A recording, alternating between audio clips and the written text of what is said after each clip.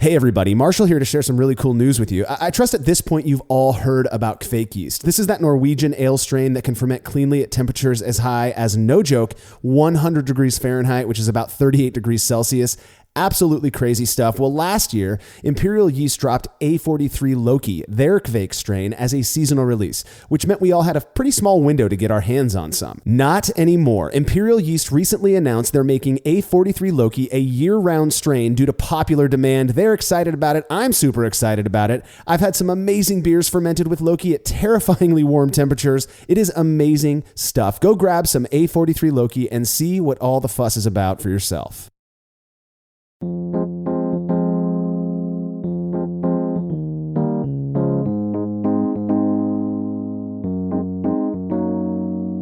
For many people, perhaps most even, the term lager conjures images of a pale, yellow, fizzy drink that rightfully gets consumed in large quantities while in the company of friends or mowing the lawn. Indeed, lagers are perfect for this, and while the most commonly available types may share many of the same characteristics, there are some lager styles that offer drinkers more unique thirst-quenching experiences.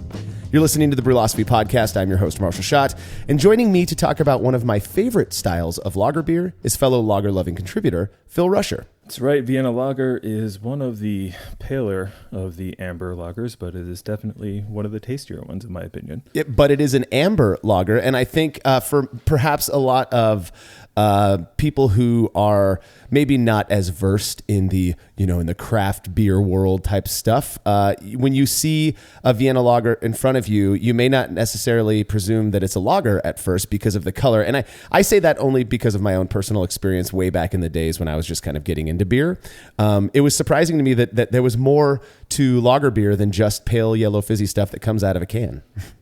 Yeah, absolutely. And I think historically all of the beers prior to, indirect kilning, were pretty dark themselves. So from that respect, you can say that all those beers used to be pretty dark. Yeah, I'm sure they were. Well, Vienna lager is a style that has really, to me, I think it has a really interesting history, one that spans the globe, actually, and has had quite a bit of influence, I think, in the world. I'm looking forward to chatting about that, standard methods for brewing Vienna lager, as well as what tasters thought about a version that I made using short and shoddy methods.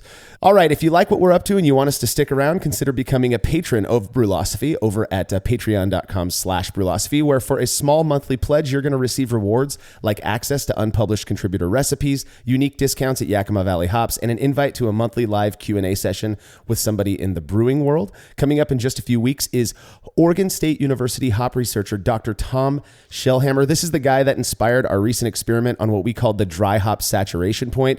He is an absolute hop genius. It's going to be a fantastic session.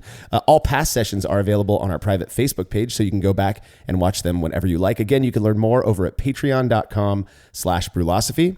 Feedback this week is brought to you by Brewers Hardware, who have an array of amazing purpose-built stainless brewing products to improve your brew day. If you're looking for a high-quality pilot brewery, make sure to check out their new BH15 single-tier system. This thing is absolutely beautiful. It comes with a hard-plumbed manifold to eliminate all hosing changes during the brew process.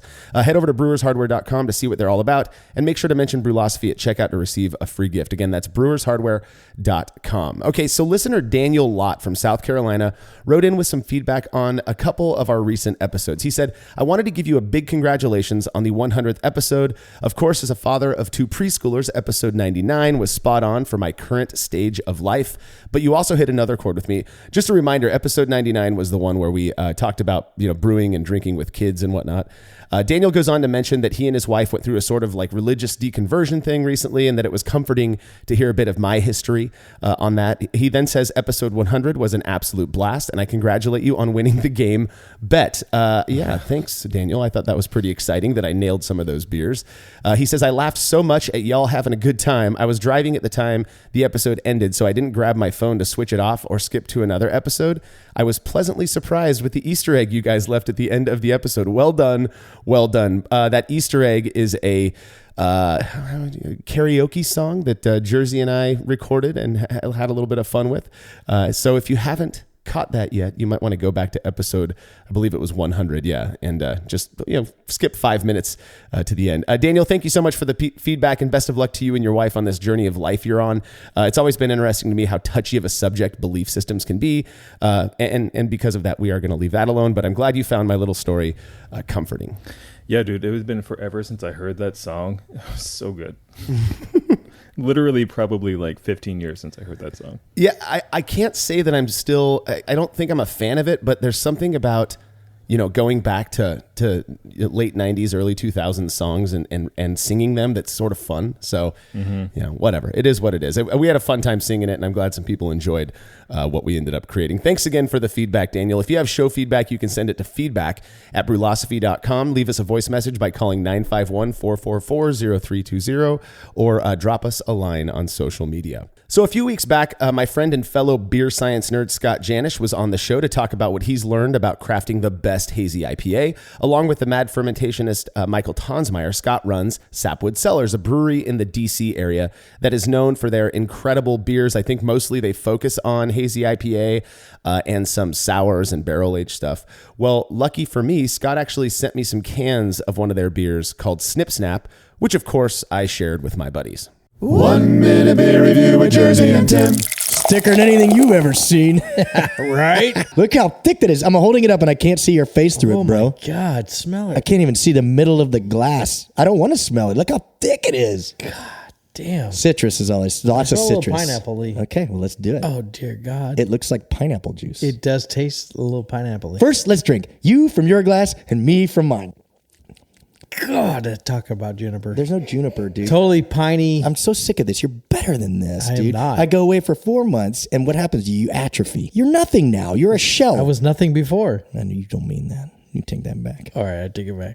It's terrible. I will not No, drink it's that. not terrible. It is for me. I don't. It's like pineapple juice. Run through a sawmill. It doesn't taste like there's booze in here. So how do we know if there's booze? We chug it, and if we can chug it, let then me there's no chug a little booze. Let's more. chug it.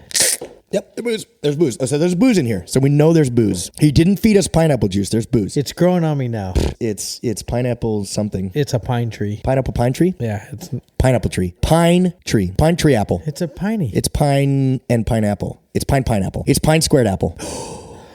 You just made. We That's did it, dude. We did it. Whoever made nailed this, it. that's it. Well, that's what you want to go with. God, I kind of like it. I kind of like it's really it's not good for me. okay. So it's an IPA with pineapple, and it's got a lot of pine.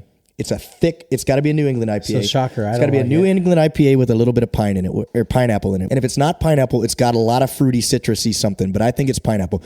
Timmy, I think we go with an IPA with a lot of piney flavor and pineapple. Piney pineapple is what we're going with. Piney pineapple IPA. What do you think? Bam. Stuck it. Now, as a pineapple IPA, this being the first I've ever had, I rate it a 5. It's a 5. It's a 1 for me. So if we guessed right, I'm going to actually give it 8 jerseys. If we guessed wrong, I give it 0. And I got a 1, so we got a total of 16. Either 16 or 17, depending on whether I go 9 or 0.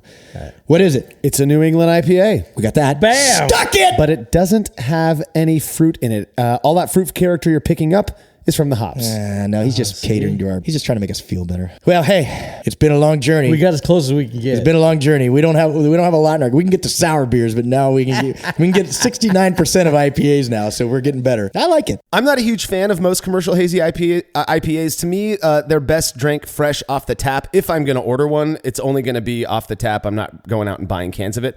But I'm telling you, and this Snip Snap was something else. It was so good. And I guess I don't expect anything else from Scott and Mike.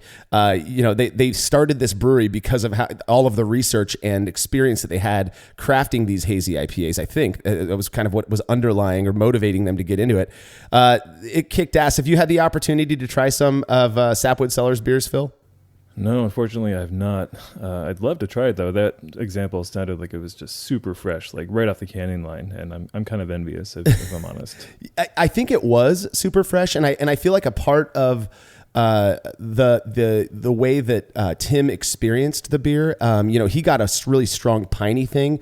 I'm starting to wonder if that's not just fresh hop character. When you go out to the hop fields or you rub cones, there's just that kind of green really fresh hoppiness to it. That's what I got from the beer. I don't experience that as pine or juniper, if you will, but I do wonder if that's not what maybe what Tim was picking up in that beer was so good. Yeah, perhaps. And do you know what kind of hops they use? You know what it said on the can, but I tossed the can when I drank the beer. I think it was like El Dorado, Azacca, and I may be way off, something like that, but.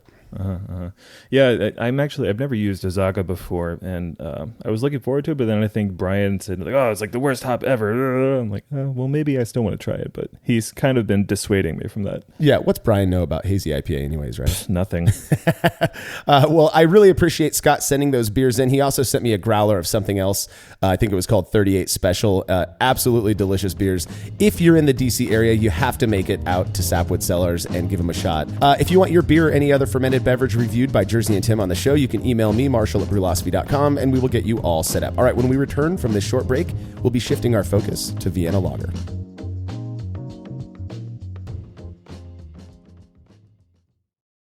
So I've been hanging out with brewers and craft beer nerds for a long time now, and while we do occasionally have our differences, one thing it seems we all share is a love of learning and trying new things, as well as saving a couple of bucks. Well, right now, Craft Beer and Brewing is helping fans of Brewlosophy learn more while saving some coin by offering 20% off the price of a subscription to their awesome magazine. Chock full of brewing insights, tips, and recipes from industry experts, Craft Beer and Brewing is seriously great. I read every issue page to page myself. To get 20% off your subscription, all you have to do is sign up at beerandbrewing.com/brewlosophy.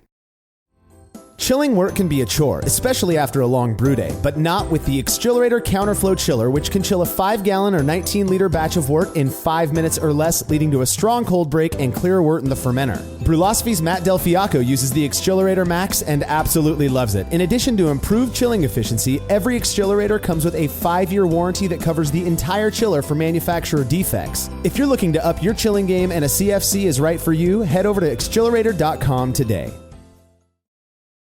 Want to brew quality craft beer at home? The Grainfather provides a brewing system with superior design, innovative features, and the latest technology, allowing you to brew professional quality craft beer at home. Mash, sparge, boil, and cool all in one unit, meaning there's less equipment to use, clean, and store. No need for burners or hot plates. Just plug it in and brew great beer. Then get the best out of your fermentation with the Grainfather conical fermenters and glycol chiller. Plus, enhance your brewing experience with the brand new free-to-use Grainfather community app. You can take your brewing tools and your recipes with you everywhere, use brewing calculators on the fly, manage your recipes, and monitor your brew session from anywhere. Use your mobile device to manage your Grainfather brew wirelessly, automate mash schedules, and multitask without removing any of the brewing hands-on fun. Grainfather products can all be found at www.grainfather.com. Plus, as a Brewlosophy podcast listener, get 10% off your order. Just use discount code Brewlosophy19 at checkout. That's BRULosophy19 to receive 10% off your order. So head to shop.grainfather.com now to get this great deal.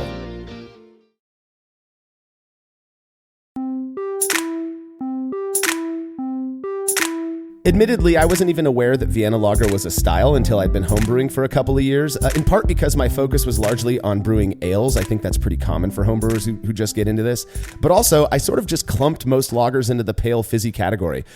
Then, when I finally did start kind of geeking out on styles, I was surprised to learn some of the mass market beers I'd grown to love were actually modeled after Vienna Lager, a style that I found has a pretty interesting background. That's right, yeah. And the Vienna Lager is typically, I guess I don't say typically, maybe we'll say traditionally a little bit more, a little bit darker, but still on the pale end of that amber lager spectrum. However, the South American I would say not South American, Central American / Mexican versions of those beers are typically a little bit paler. But when going back to the Austrian roots, where Vienna Lager comes from, it's just like a moderate strength amber lager beer with really high malt flavor and aroma and some really low and perhaps no hop aromas whatsoever, but they usually Zatzer or Noble-like in character. Yeah. A little bit moderate bitterness, no real yeast character at all. Very clean, very bready, medium body, and can have a very dry or maybe off-dry finish. My mouth is watering just thinking about that description and how delicious most Vienna lagers are. And I've actually got some commercial examples out in my fridge right now that I'll be cracking open a bit later. The history of Vienna lager, clearly, it's called Vienna lager. So, a lot of the lagers that we're used to, Pilsner and a Helles and whatnot, have German roots. What are the roots of Vienna lager? How did why is it that we've got this beer style that looks a little bit different than a lot of the classic paler versions of German lagers, and it comes from this other area, this other region of Europe? So Vienna originated, unsurprisingly, in Vienna, Austria, and it came about in the early to mid 1800s. I was stumbled upon by this guy named Anton. I'm going to just destroy his last name, Dreher, I think. I think it's Dreher. Yeah. Dreher, yeah. And that came about the same time as Munich malt. And the Vienna lager is basically just based off of Vienna malt. And at the time, most other grains were processed in such a way that they became very dark and kind of smoky. And that's just from the malting process. But this guy, Dreher, adopted a indirect kilning process that came from England, and it sort of revolutionized the lager beer industry in Europe. And so Vienna malt, to contrast it, you hear a lot of people. We did a show on a Vienna versus Munich malt a while back. You can go listen to that for a more detailed description of both. But a lot of people, I think, I don't want to keep deferring to people who are new into brewing and whatnot, but that's sort of what it is. When I was new into brewing, Vienna and Munich were kind of discussed somewhat interchangeably, like paler Munich malts. You could just swap it out with Vienna if you don't have access to Munich. They are different though. They're quite a bit different. Vienna malt, my understanding of Vienna malt was that it was designed as almost like a slightly darker version of a Pilsner malt to use for styles of beer like that ended up being kilned differently enough to where the character of those beers they would be Pilsner like but have a little bit more malt character. Yeah, that's exactly how I was going to put it. Yeah. Sometimes people describe it as toasty, but it's probably more similar to like untoasted bread maybe. Right. Yeah. But yeah, I think that's a really good description of that. Yeah. Whereas Munich malt, you get more of those richer kind of almost melanoidin type characters, which to me, you see a Vienna lager, and a lot of them do have again, it's on that paler end of the amber scale. But Munich malt, at least in higher quantities, which I'm talking like 10% or more, in a Vienna lager doesn't really. I don't know. To me, that's not what I'm looking for. Is that rich melanoidy character? I really am looking for a slightly more malty version of of like a Pilsner. Yeah, no, and I kind of liken it as to like a maltier version of a fest beer as well. It's kind of similar. Yeah, very similar. Yeah, but after that, so it's funny that actually I learned this when I was looking at the research now, but. I never realized that Vienna lager and I guess by extension Märzen also predate Czech pale lager or the Czech Pilsner, which is interesting because that's supposed to be like the OG Pilsner, right? Yeah, that is interesting. I probably knew that at one point, but forgot. Yeah. But yeah, so again, both the Vienna malt came about by that new, quote unquote, new indirect heating during the malting process, and then it was pretty popular for a hot minute in the 1840s, 50s, but eventually waned in popularity in comparison to the other other paler versions of German or Austrian lagers. Yeah, and at some point, I guess in the early 1860s, there had been an influx of German-speaking Europeans into Mexico.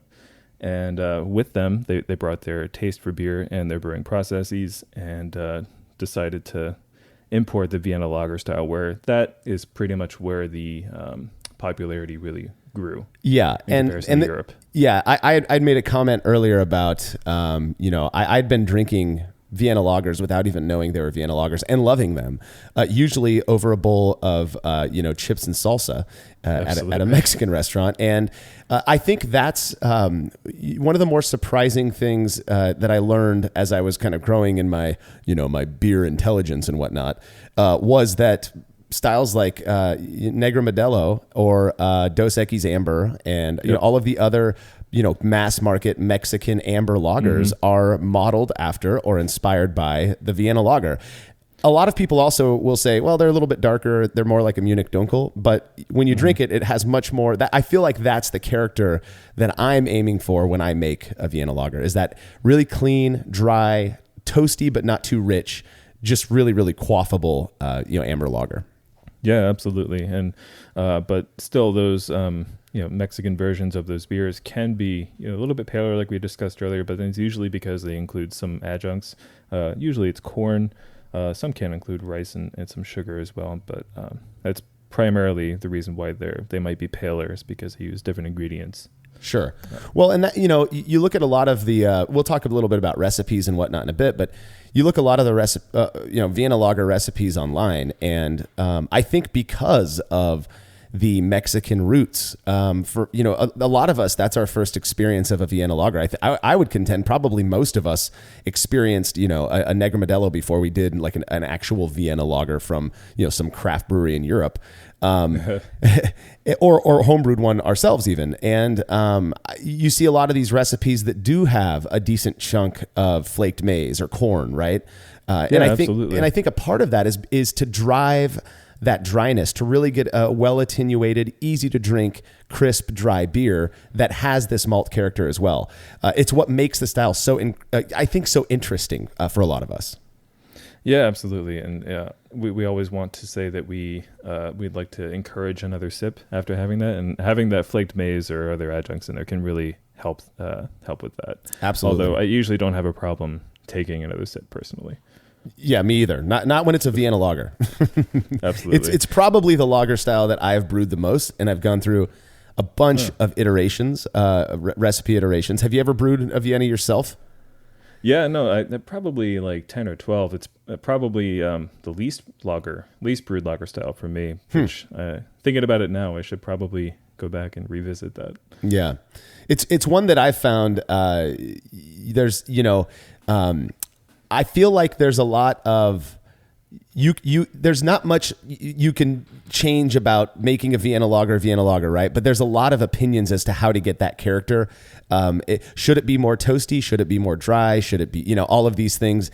And that's kind of the steps that I went through in the, 15 or 20 batches that I made before I got to the very simple recipe that I settled on, that I still brew today, and it is very simple. My experience with Vienna lager, prior to, well, I guess it was after I kind of learned that these Mexican amber lagers were Vienna based, at least. I had one that a friend, I couldn't tell you where it was from, but a friend brought one over to my house one time. It was European. It was not one of the Mexican ones. And it had this character to it that I had not tasted in other Vienna lagers. And it was that really subtle, warm, toasty thing that was not cloying. It wasn't sweet. And that was what ultimately inspired me to start using some interesting grain in my Vienna lager. Let's talk a little bit about kind of classic approaches to brewing a Vienna lager before we get into my own recipes. So generally, you're going to start with a surprise base malt of Vienna. And usually this would be kilned to like between 3, 4, sometimes a little bit higher, Lovibond. And then from there, some people like to adjust for color and perhaps a little bit more toasty and breadiness. For me, what I've been doing was basically just that. So I'll have a base of Vienna, and then I have been cheating lately, and this might upset some purists, but I like to actually add in a little bit of brown malt to my Viennas, because it gets those toasty, kind of bready, and also the dark appearance that you're looking for, but without adding any like real highly kilned or highly roasted grain. Yeah, that's those little cheats. I feel like Vienna lager is one of those ones where you can get away with those little cheats, and they actually do contribute to the character of the beer in a positive way. I've never used brown malt in a Vienna lager, but my little secret heresy. I need to try. I know you're English, anglicizing your Vienna lager is what you're doing. Well, it's already got the English process of malting, so whatever. That's there you go. Yeah, so good excuse. But my little secret and what I've been doing is basically the same as you, is just sprinkling in a touch of pale chocolate malt, which is far different than regular chocolate malt. You cannot compare pale chocolate to regular chocolate, in my experience at least. No. They are much absolutely. different. I go straight Vienna malt, 98%, and then I just do 2% pale chocolate. It amounts, I think it ends up being like less than 4 ounces for a 5-gallon batch.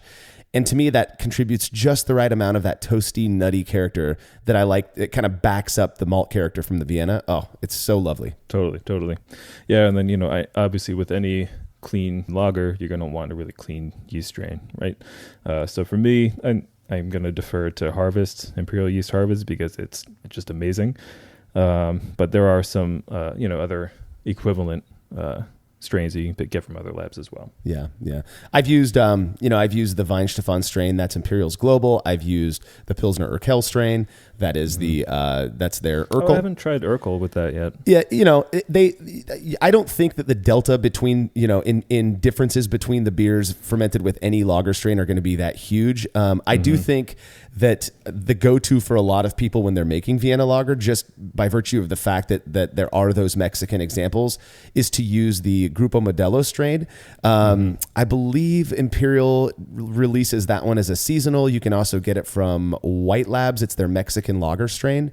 And that works incredibly well, obviously, too. And so I've used all of those to make, versions of Vienna lager. They all work out. A nice, clean lager strain, that you're obviously going to ferment it at 48 to 50 degrees Fahrenheit. That's around 10 degrees C to really drive that clean fermentation character.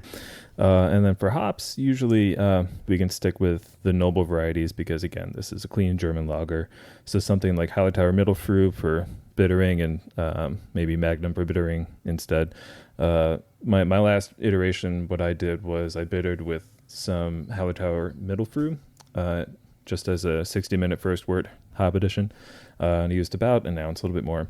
And then halfway through the boil, I added half an ounce of Gasp Laurel hops. Oh my gosh, what are you doing? Yes, I know. Again, heresy. But again, so this hop is sort of, the lineage comes from some sort of noble background. I can't remember what, but the flavors that go along with Laurel are really nice, and they go very well with this beer style, I think. I couldn't agree more. Laurel is one of those hops that I feel like when you use it in high amounts, I did the Hop Chronicles for that hop variety.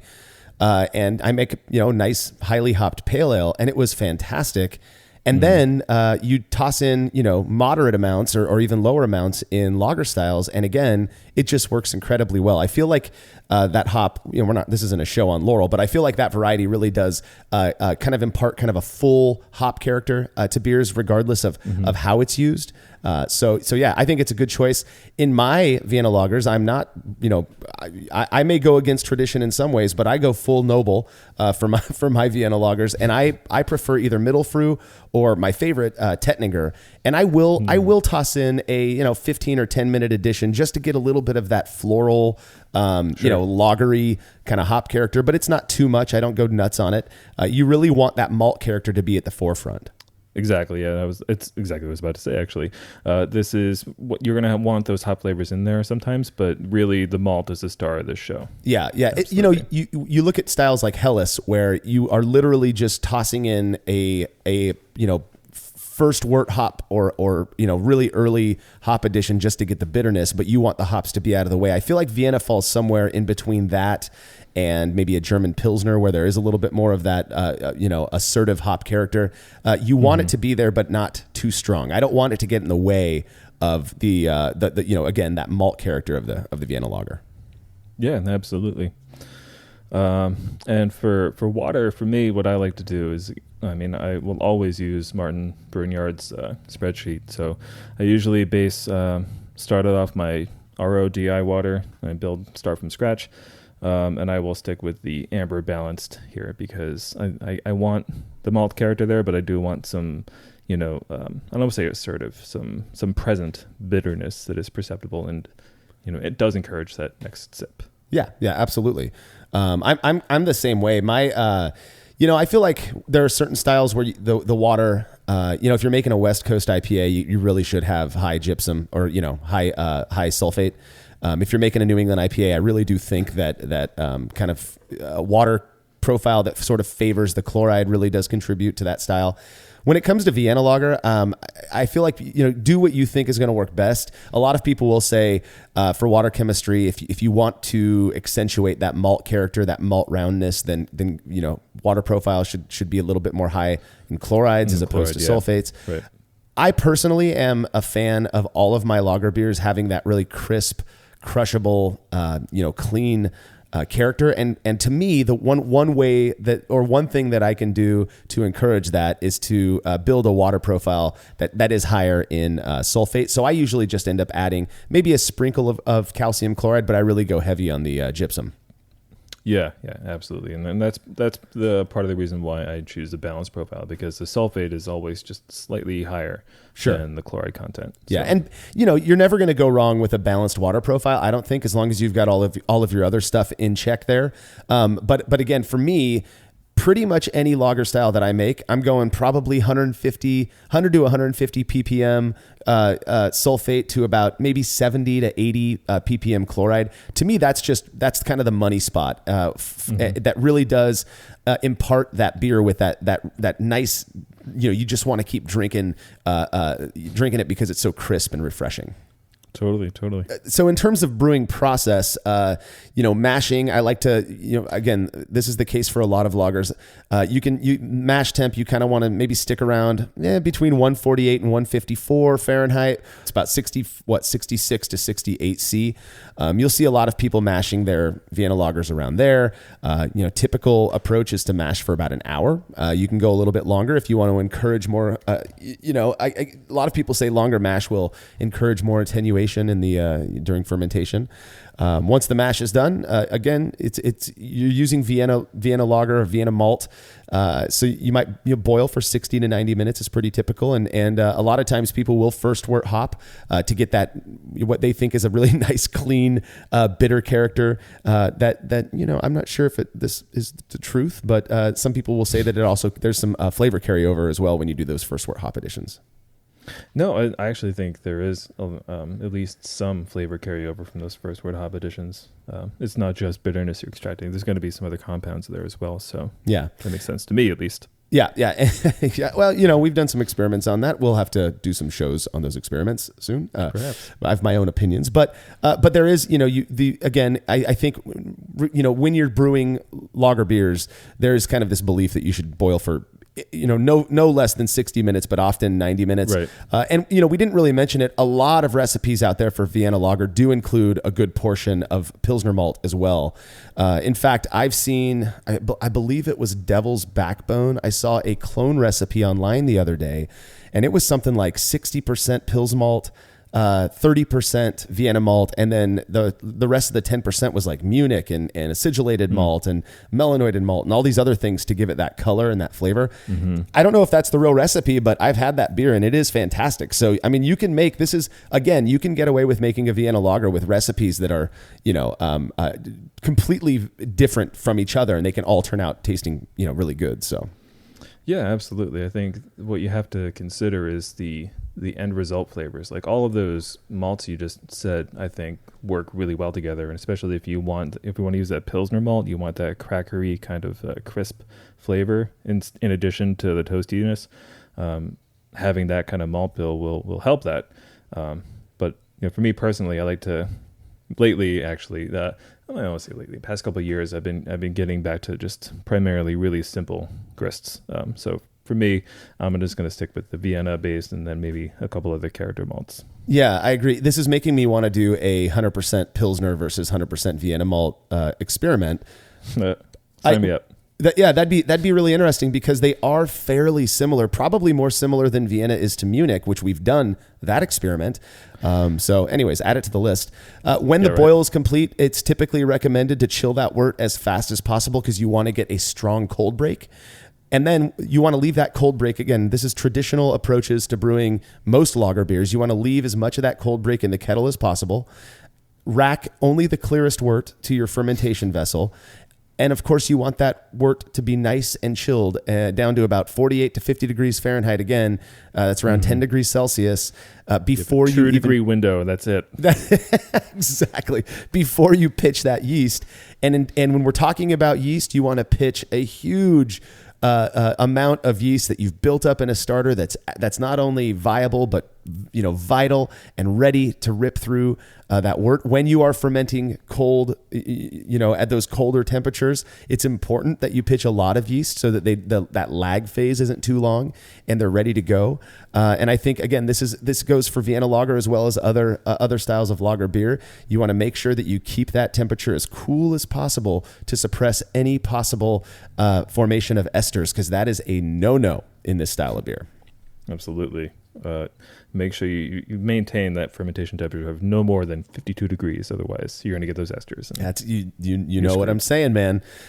So then fermentation usually will take about 2 to 3 weeks at that cooler temperature. Towards the end, you don't want to come too early, but towards the end, some people like to ramp up the temperature a bit in their chamber to encourage diacetyl to get out of that beer. The yeast will work a little bit faster and harder at those warmer temperatures, and so raising the temp to about 60 degrees, maybe 65 degrees, that's about 17C, just for a diacetyl rest. You can leave it there for 3 or 4 days, and then that beer finishes up. And of course, I think in the traditional approach to lagering, you would gently start to reduce the temperature of that beer, maybe 2 degrees a day, 2 degrees Fahrenheit a day, so about half a degree Celsius per day, so that yeast continues to work and condition that beer as you drop that temperature down to as close to freezing as possible. I think a lot of people do actually go down to 32 degrees Fahrenheit, maybe 0 degrees Celsius.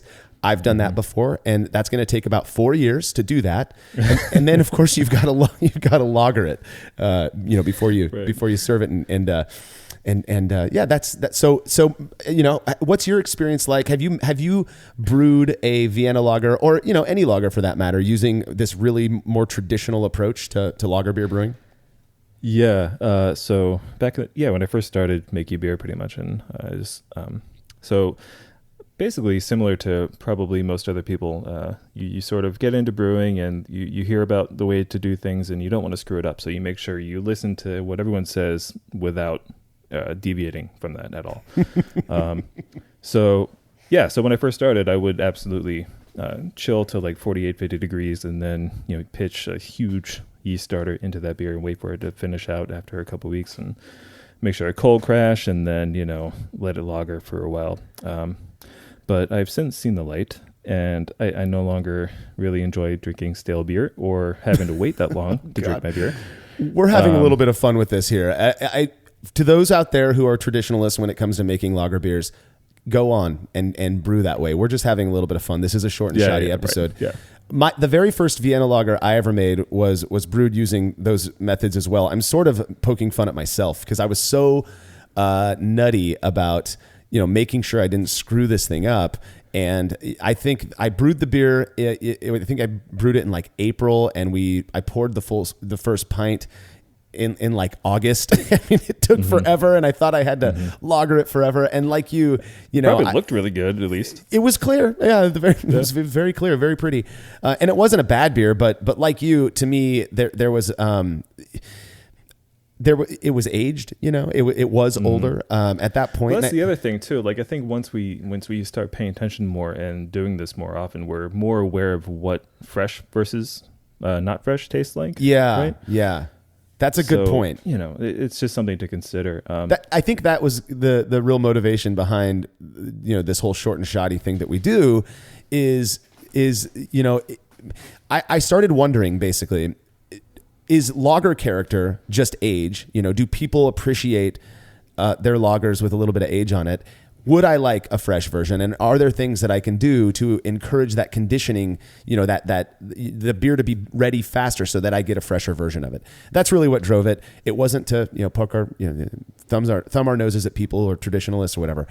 Just to get back to finishing up this Vienna lager, when I package mine, I do all my packaging nowadays into CO2 purged kegs. I like my beer to stay fresh as long, for the 3 weeks that it's on tap, I want it to taste good. And then I like all of my lagers. I don't care what style it is. I like them all to be carbonated to about 2.5 volumes of CO2. I like it sparkling, really nice and fizzy. To me, it contributes to that drinkability.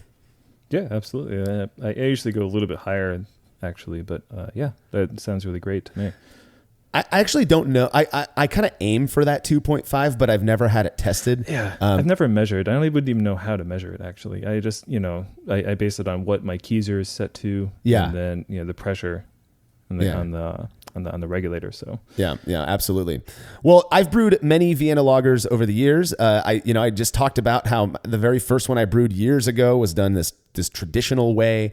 And in fact, it's a style that I've probably done best with in competitions when I used to compete, at least. I've entered Vienna lagers as other various styles, and they've fared well as those other styles as well. I have relied a lot on these traditional methods. And again, in the beginning, that was what I was doing mostly. But I was curious to see what would happen if I cut a bunch of corners and brewed one up short and shoddy style. Results when we return.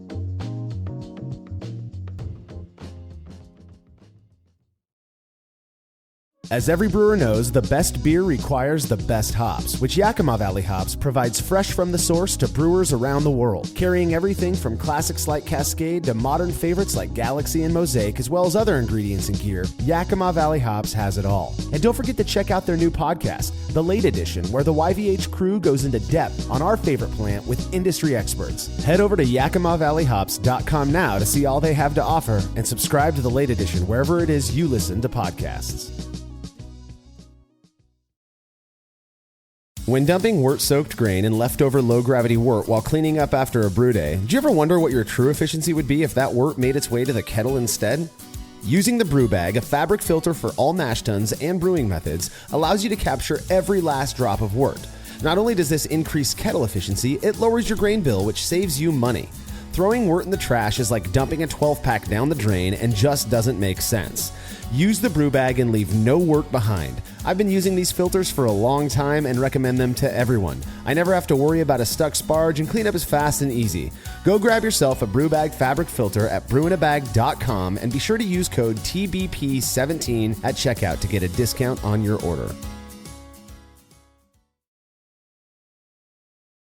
Family-owned Atlantic Brew Supply is the largest homebrew shop in the Southeast. No gimmicks, no multinational corporate overlords, and no BS. They offer exclusive malts, yeast, and more from local artisans, as well as award-winning recipe kits. They also sell professional brewing gear and cask equipment from sister companies ABS Commercial and Cask Supply. Most ingredients are available by the ounce, plus Atlantic Brew Supply has an on-site calculator to help you craft your best brew. Orders are processed same day, and 2-day shipping is guaranteed for East Coast customers. Get 15% off your first order using promo code BREWPOD. That's BRUPOD at AtlanticBrewSupply.com.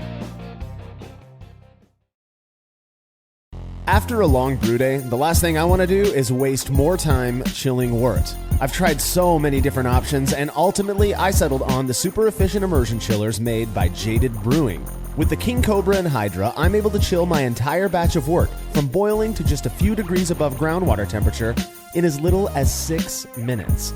If an immersion chiller is right for your brewery, then do yourself a favor and check out all of the rad options Jaded Brewing has to offer at jadedbrewing.com, and be sure to let them know Brewlosophy sent you.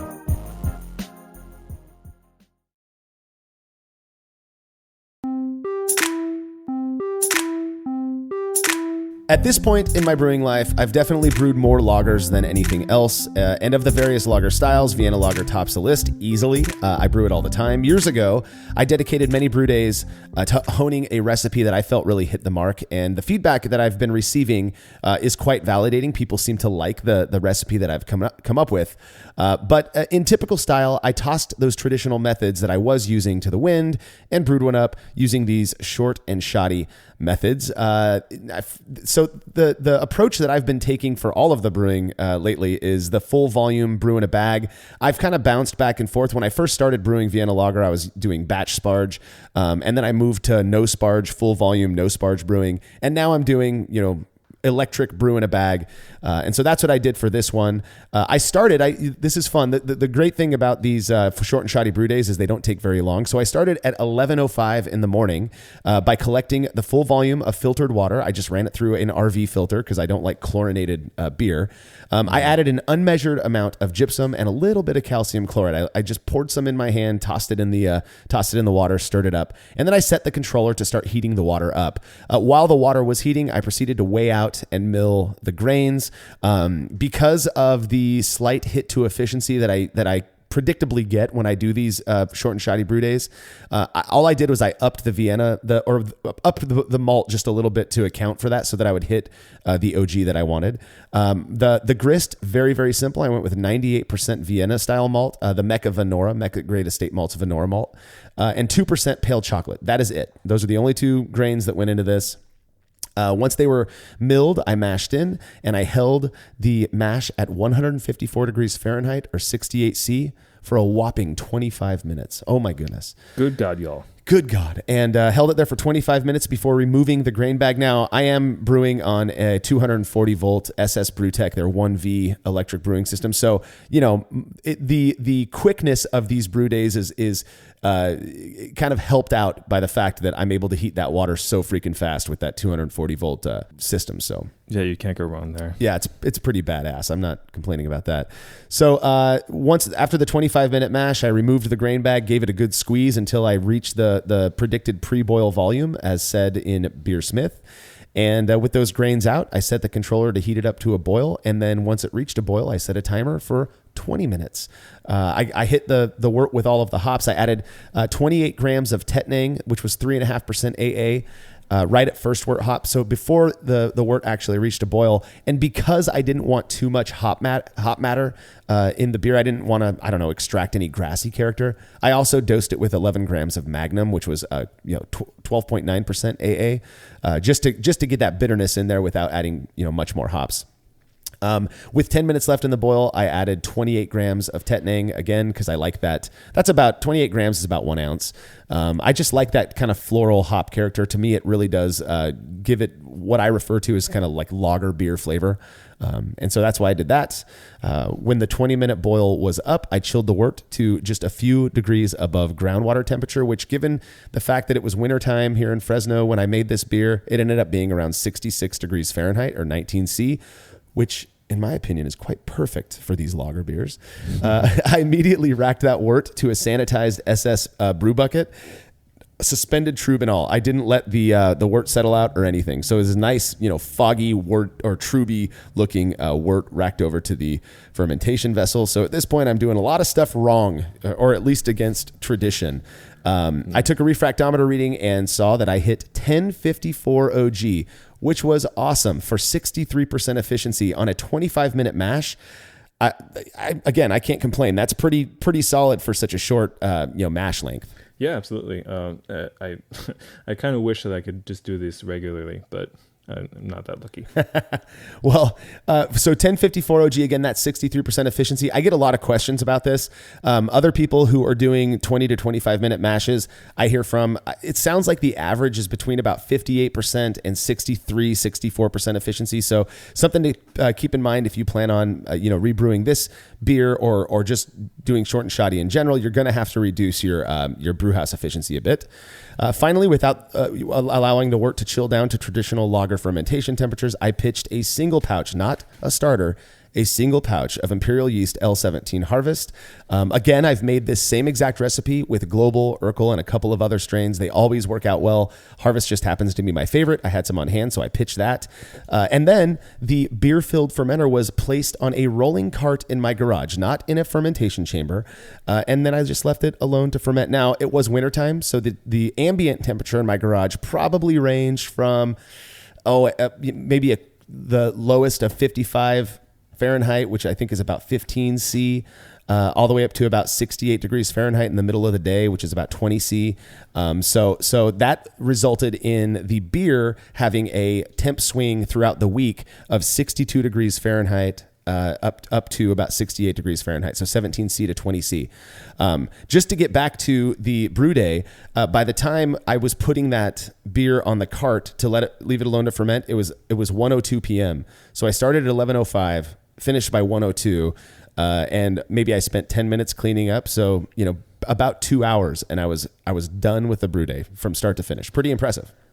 That is impressive, especially, you have kids, you have other stuff you have to do. Taking 2 hours to make a beer, sign me up. Yeah, you can do that before the family wakes up, man. It's so, Absolutely. to me, as long as it doesn't have a detrimental impact, you're doing pretty good if you can finish up in 2 days. So, but we'll have to see about how this beer turned out here in a minute. After 8 days of fermentation, I noticed that airlock activity was absent. So I took a hydrometer measurement showing that the beer had reached the target FG of 1013. So I proceeded with racking the warm beer, I didn't cold crash it, to a sanitized keg, which I then placed in my Keyser, which I keep at 36F, which is 2C, and then I cold crashed it there.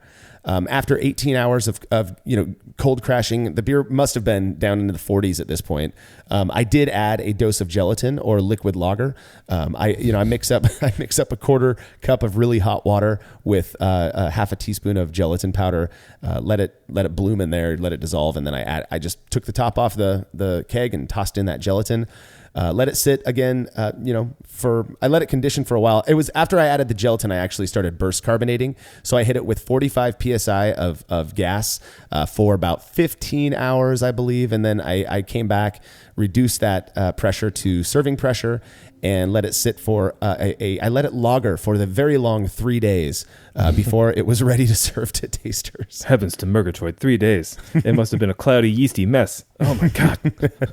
Well, it wasn't. You can go look at the pictures. Those pictures, or the photo that I took on the article was taken when I was serving it to tasters at the same time, and it was bright, crystal clear. Absolutely beautiful beer. Perfect I'm looking color. at that beer now. I'm definitely getting some beer envy, some beer drools happening. Oh man, yeah. There's nothing quite like the color of that amber lager color and crisp, clear. Ooh, it was good. Well, it looked good at the very least. So. Sure. Now, again, I've brewed this recipe multiple times now using various methods, but this was the first time I'd actually done it like full bore, short and shoddy approach. And to me, it didn't seem to have any detrimental impact. I did notice it's sort of like a distinct, sweet, almost vanilla-like richness in this version of the beer as compared to past versions that I've made. And I'm pretty convinced, I'm curious what your thoughts are on this. I'm pretty convinced it's because of the quality and the richness of Mecca Great Estate malts. There is, I certainly think it's part of it.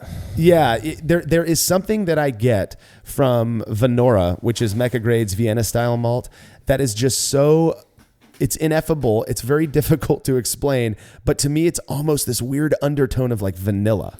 Yeah. I've had a similar experience with Venora, and I think with any craft maltster, they're going to have very unique flavors because they're doing their own sort of distinct process that's going to be separate from like the Environment or Gambrinus or whatever. Yeah, right. So yeah, and I also think part of those flavors, like they might be due to the fact that you have more grain, like a little bit higher proportion. Oh, that's a good point. Yeah, to make up for the slight hit to my brew house efficiency. Yeah. So I think the combination of grain and the actual type and variety of grain. Yeah, that's a good point. Well, I loved the beer. I thought it came out beautiful, absolutely delicious, but that's not what matters. What did blind tasters think? These are folks that were unaware of what the brewing process was. I served this to 18 people. Again, they had no idea how I'd brewed this beer. And back then, this is a little, I guess, update on how we're doing the survey. We used to ask people, or we used to not tell people what the style was before taking the survey, and then we'd have them try to guess the style, and that is inherently difficult. It is very, very, very hard to just nail down a style. Anything, yeah, it's horribly difficult. And honestly, it was stupid of us to ask people to do that. So we are ditching that for future short and shoddy surveys, and we're going to let people know right up front what the style is and then have them evaluate it based on that. I know some people aren't going to like that, but I think it's going to give us a more clear picture at least in terms of blind evaluation. They're not going to know how the beer was brewed, what methods were used. They're just going to know that they're evaluating, say, a Vienna lager.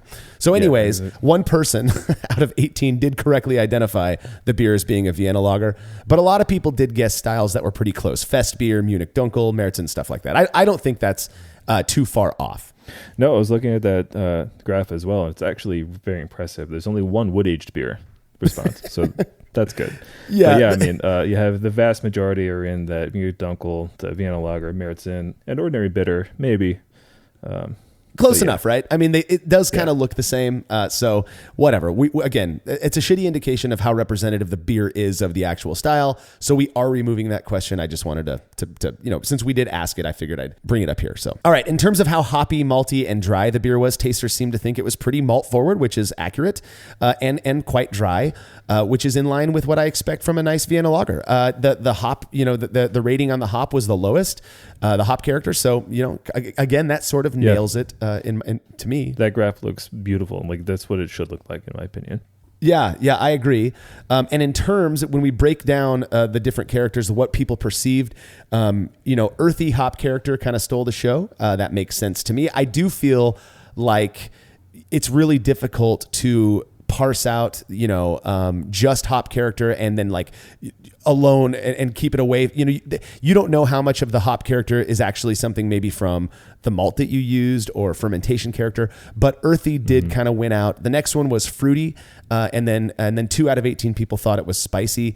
The hop character was more spicy. All 3 of those, the fact that I used fairly decent amount of Tettnanger totally makes sense to me. Tettnanger to me has a perfect balance of floral and fruity, which when combined with that touch of pale chocolate and Vienna malt, you get a nice earthy base hop character that I think just works really well with this style.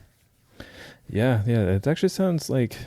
that's really interesting. I haven't used Tettnanger in forever, but yeah, that description makes a lot of sense to me.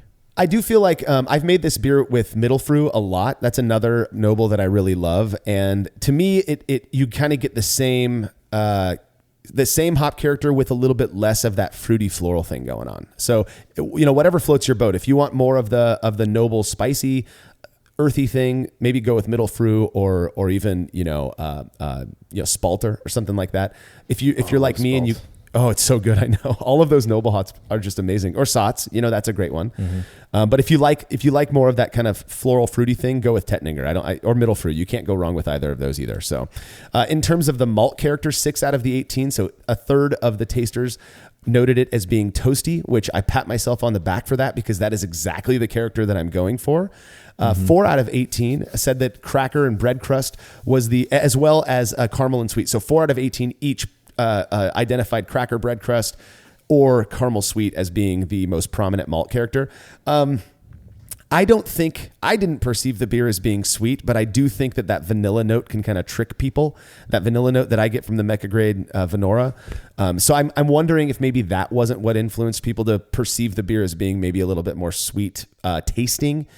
Certainly was still dry, but it did have kind of that almost dessert-like sweetness, but it was really subtle in my experience. Yeah, man. I'm trying to remember like the descriptor that Mecca uses for the Venora, and like it's something like they call it almond roca, I think. Was that what they describe it as? Oh, interesting. It could be. It could just be that sweetness, exactly. And then like there's the subjective experience that we all have, right? So sweetness to you might not be what these tasters were perceiving as sweetness. Absolutely, and yeah, no, I totally agree. And then you had a couple people each note nutty and roasty as being the most prominent malt character. Those both actually make sense. But again, the good majority of tasters went with toasty or cracker and bread crust. And I think that's pretty awesome. So to me, it fits the style well. In terms of yeast character, unsurprisingly, actually, maybe this is surprising to some, the number one rated yeast character was clean, even though it was fermented at 66 degrees Fahrenheit in my garage with a traditional lager yeast. Uncontrolled. Yeah. I know. These are just shitty tasters, but obviously. yeah.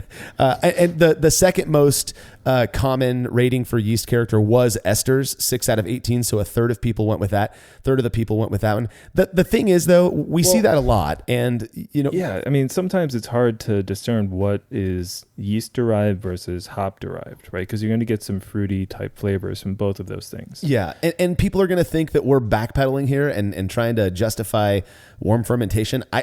I didn't perceive any esters in this beer at all. Right. But again, I use Tettnanger, which I perceive as being floral and fruity, which a lot of people may perceive as esters. Or it's exactly what I think there's almost the same number of people reported fruity hop flavor. So that makes sense to me. It's almost the same number saying that there's some sort of ester flavor. Yeah, so exactly. Whether or not it's yeast or hop derived, I don't know.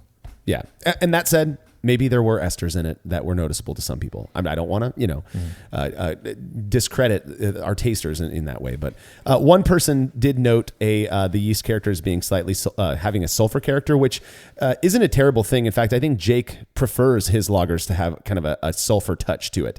That's kind of the classic German beers, right? They're going to have, or some Austrian, I guess, too, but they're going to have a little bit of that sulfur from yeast fermentation. Yeah. It's just how it is. Yeah, nothing crazy. Not there. necessarily a bad thing. It's not my preference, though. Yeah, and just to defer back to the 4 million fermentation temperature experiments that we have done, none of the I think only 2 of the lager fermentation temperature experiments have been significant, and one of them, I think it was a comparison at like 58 degrees to like 80 degrees Fahrenheit. The other one, Jesus. Yeah, and then the other one was using the Mexican lager strain. I believe that's what it was. In fact, maybe Harvest was as well. But people in post survey conversations, people tended to think that the warm fermented version of the beer in the Harvest firm temp experiment had more lager character. So figure that one out. All right. In terms of off flavors, three people noted an off flavor, and so, but they all noted different ones. So there was very little consistency. One person thought they picked up some diacetyl. I think it wouldn't be a homebrew survey if somebody didn't note diacetyl. Another person noted phenols. So they got some sort of like smoky or spicy character out of the beer. I'm not sure where that came from. And then yet again, another, a trigger word for beer evaluation, acetaldehyde. Somebody picked up that in the beer as well. But again, no consistency. So I'm gonna go with there probably wasn't any of perceptible off flavors in these beers. Personally, I didn't pick up anything. I loved it. This beer went really quick. So. Yeah, and the other problem is like when you put those options in front of people, you're going to get some people who will see it and say, "Oh yeah, that's what I got." You know? Exactly. So they'll kind of be triggered to say, "Oh yeah, maybe I'm doing this." But yeah, well, and there are going to be people who think that that's what we're expecting, right? They don't know what the nature of the survey is or what our purpose is. So yeah, yep. Yeah. So, and just to point out, with that, the 20-minute boil, you'd expect there to be some DMS. Not one person pointed out DMS, with that fermentation and low pitch rate and all of that stuff. And you'd expect there to be other problems with this beer. And it just would seem that there really wasn't, based on shitty palates, man. Yeah. Shitty palates. Shitty Man. palates. We need to get new tasters. Anyways, I'll leave that to better friends, people to email me about later. Right. So overall preference, we have people rate on a scale of 0 to 5. So not 1 to 5, but 0 to 5, just how much they liked the beer. And 6 people rated this beer a 5 out of 5. So a full third of the tasters, in this little survey or evaluation felt that this was just an absolutely delicious beer. I agree with them. I probably would have rated it a 5 out of 5 as well. Another 4 people rated it as a 4 out of 5. So, maybe not perfect, but boy, was it good. And then 6 people rated it a 3 out of 5. Considering that 0 is the lowest rating, I'd say that's pretty damn good. If you're getting, ratings that are 3 out of 5 or higher, and that covers everyone, I'm a data guy, and I feel like that's some decent data. Yeah, like 15 out of 18 of them, or at least 3 or higher. So I think that speaks volumes. Yeah. I think one person each rated the beer as like a 1 out of 5 and a 2 out of 5, something like that. You can't please them all, but we pleased most of them, and I think that's pretty cool. So.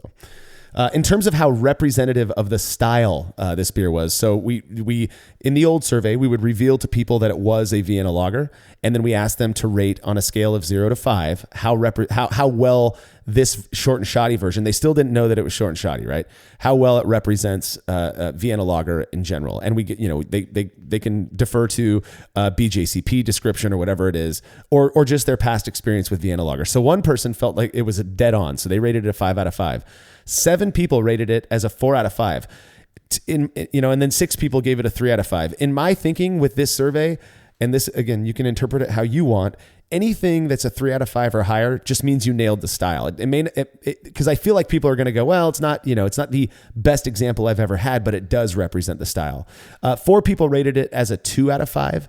Nobody rated a 0 or a 1 out of 5.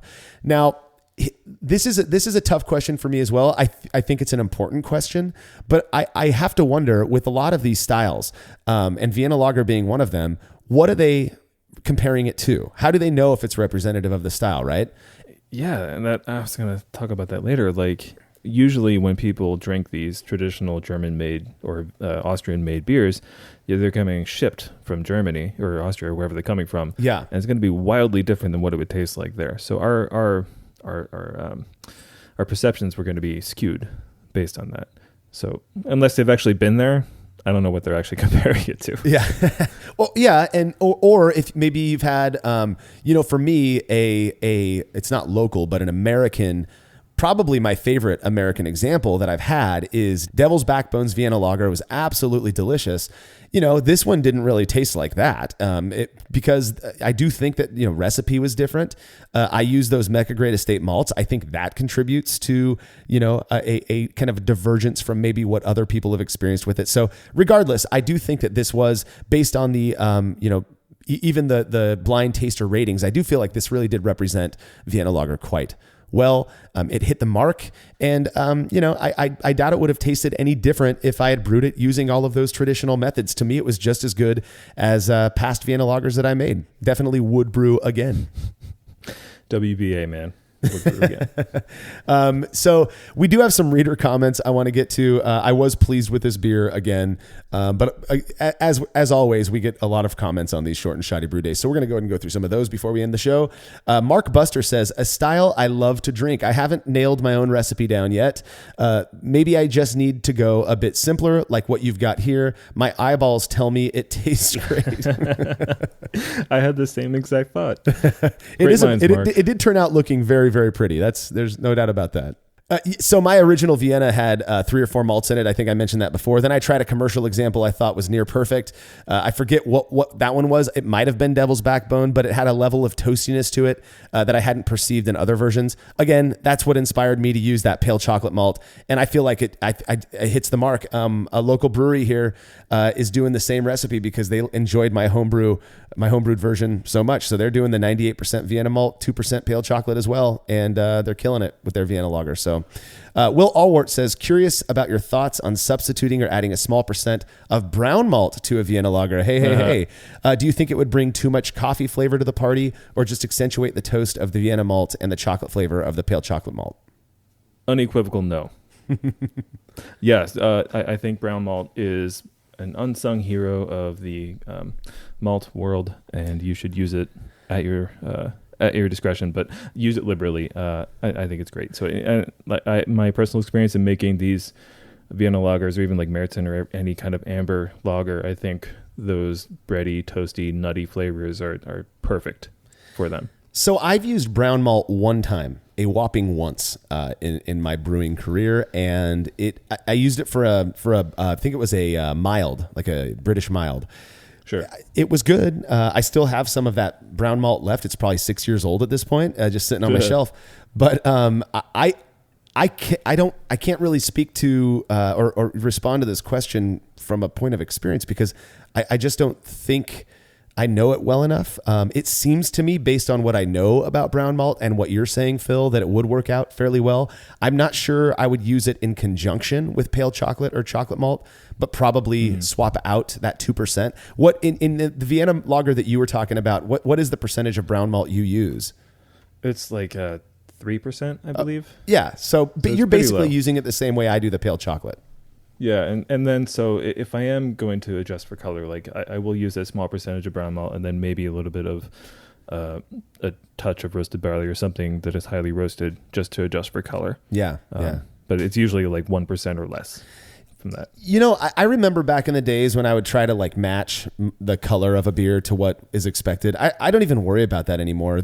My thing is flavor, you know, and all of the other perceptible characteristics. But we can, like, our perception, like our sensory perception of the beer can be altered by how it looks, right? So that's true. If it's darker, you know, that could skew what you're going to taste. Yeah. That's funny you bring that up. I did this was fairly recently.